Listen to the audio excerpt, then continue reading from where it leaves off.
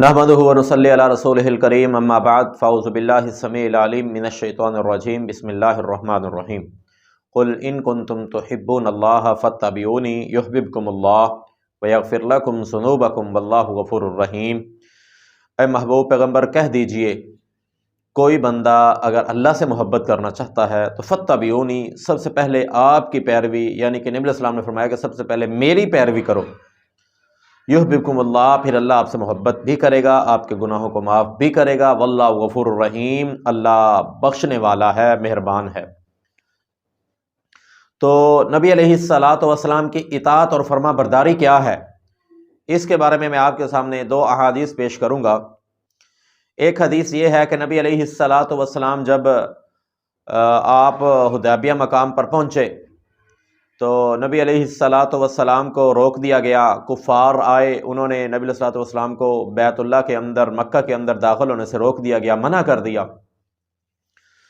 تو نبی علیہ الصلاۃ والسلام نے حضرت عثمان کو بھیجا رضی اللہ عنہ، وہ گئے، افواہ پھیلا دی گئی کہ سیدنا عثمان رضی اللہ عنہ کو شہید کر دیا گیا۔ تو آپ نے صحابہ کے ہاتھ پر بیعت کی کہ ہم عثمان کے قتل کا بدلہ لے کر کے جائیں گے، شہادت کا بدلہ لے کر کے جائیں گے۔ تو جب یہ بات کفار تک پہنچی کہ مسلمانوں نے بیعت لے لی ہے، ہاتھ پہ معاہدہ کر لیا نبی صلی اللہ علیہ وسلم کے کہ وہ سیدنا عثمان کا بدلہ لے کر کے جائیں گے، حالانکہ یہ افواہ تھی، قتل نہیں ہوئے اللہ کے پیغمبر علیہ الصلاۃ والسلام کے داماد سیدنا عثمان رضی اللہ عنہ۔ اب یہ دیکھ لیجئے کہ نبی علیہ الصلوۃ والسلام، اکثر ہم نے سنا ہوگا کہ آپ غائب جانتے ہیں، تو یہ دیکھ لیجئے کہ نبی علیہ الصلوۃ والسلام کے داماد گئے ہیں اور قتل نہیں ہوئے، افواہ پھیلی ہے، لیکن میرے پیغمبر نے ہاتھ پہ بیعت کر لی کہ ہم اس کا بدلہ لیں گے، یعنی کہ نبی علیہ الصلوۃ والسلام کو اس بات کا علم ہی نہیں ہے، زندہ ہے، کہ وہ شہید ہو گئے۔ تو جب کفار کو پتہ چلا تو کفار نے سہیل نامی ایک آدمی کو بھیجا، وہ نبی علیہ الصلوۃ والسلام کے پاس آیا اور معاہدہ لکھنے کے لیے آپ کے پاس پہنچا، معاہدہ لکھا۔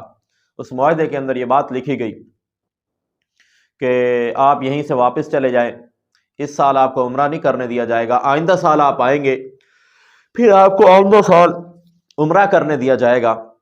تو کہا گیا، دوسری شرط لکھی گئی کہ کفار میں سے جب کوئی بندہ مسلمان ہوگا، آپ کے پاس آئے گا مدینہ میں، تو آپ پہ یہ فرض ہے، واجب ہے، ضروری ہے کہ آپ اس بندے کو واپس ہمارے حوالے کریں گے، اور اگر مسلمانوں کا کوئی بندہ ہمارے پاس آ گیا تو ہم اس کو واپس نہیں کریں گے۔ اس طرح کا کچھ معاہدہ لکھا گیا۔ تو نبی علیہ الصلوۃ والسلام کے کچھ ایسی شرطیں کفار نے منوائیں، آپ نے تسلیم کر لیا، معاہدہ لکھ لیا گیا، سین کر دیے گئے، دستخط ہو چکے۔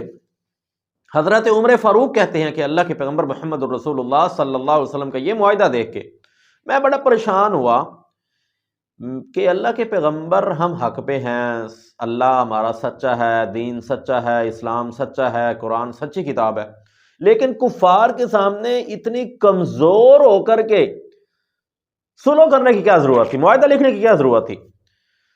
تو یہ حضرت عمر کہتے ہیں میں پریشان تھا، خیمے کے اندر رات گزاری، ساری رات یوں ہی بے چینی کے اندر، صبح نماز کے بعد اللہ حضرت ابوبکر صدیق کے پاس پہنچا۔ ابوبکر صدیق، رات جو معاہدہ ہوا ہے کل، اس کی کوئی آپ کو سمجھ آئی؟ کہا ہاں، بولیے کیا مسئلہ ہے؟ تو کہتے ہیں کہ اگر ہم سچے ہیں، دین سچا ہے، اللہ سچا ہے، کتاب سچی ہے، نبی سچا ہے، تو پھر اتنی کمزور ہو کر کے سلو کرنے کی کیا ضرورت تھی؟ تو حضرت صدیق اکبر کہتے ہیں کہ جنہوں نے فیصلہ کیا ہے، جس نے معاہدہ کیا ہے، وہ رسول اللہ ہیں، وہ جو فیصلہ کریں گے ہمیں ماننا پڑے گا، ہمیں تسلیم کرنا پڑے گا، وہ رسول اللہ صلی اللہ علیہ وسلم۔ تو حضرت عمر فاروق کہتے ہیں میں خاموش ہو گیا کہ اب کیا جواب دوں میں۔ پھر بھی تسلی نہ ہوئی، اللہ کے نبی کا دروازے پہ خیمے کے باہر دستک دی، کہا عمر خیریت ہے؟ اللہ کے پیغمبر ملنا چاہتا ہوں۔ آئے، آ کے کہنے لگے اللہ کے پیغمبر، ہمارا دین سچا ہے، ہمارا رب سچا ہے، ہمارا نبی سچا ہے، ہماری جو مدد آسمانوں کی طرف سے آتی ہے، اگر ہم کفار کے ساتھ لڑتے لڑتے شہید ہو جائیں کہاں جائیں گے؟ کہا جنت میں جائیں گے۔ کہا کفار لڑتے لڑتے مر جائیں کہاں جائیں گے؟ کہا جہنم کے اندر جائیں گے۔ تو پھر اللہ کے پیغمبر کل جو سلو کیا اس کے اندر ہمارا جو معاہدہ تھا، دستخط کیے آپ نے، تو اس میں کمزور ہو کے کرنے کی کیا ضرورت تھی؟ تو میرے محبوب پیغمبر نے فرمایا انی رسول اللہ، میں اللہ کا پیغمبر ہوں، یہ میں نے اپنی مرضی سے نہیں کی، میرے رب کا حکم تھا۔ حضرت عمر کہتے ہیں کہ جب یہ میں نے بات سنی کہ میرے پیغمبر محمد رسول اللہ صلی اللہ علیہ وسلم کا فیصلہ تھا، تو عمر سے تو بہت بڑی غلطی ہو گئی کہ وہ دین کو اپنی عقل کے تابع تصور کرنے لگا، پیغمبر کی رائے کو نعوذ باللہ، اللہ نہ کرے، اللہ نہ کرے۔ عمر کہتے ہیں کہ میں اللہ کے پیغمبر کے فیصلے کو اپنے دماغ کے مطابق میں نے کس طرح ترازو کے ساتھ تول لیا؟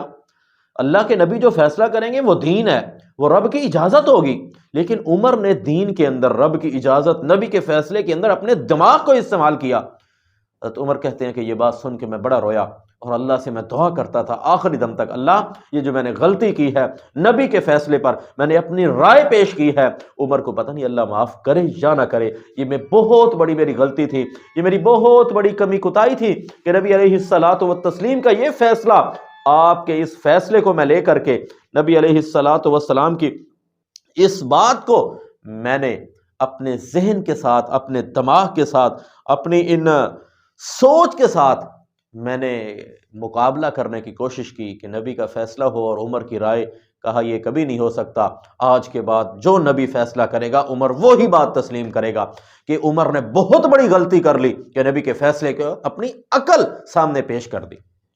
یہ تھے صحابہ اکرام، نبی علیہ الصلاۃ والسلام کا فیصلہ آتا فوراً سر خم تسلیم کر لیتے۔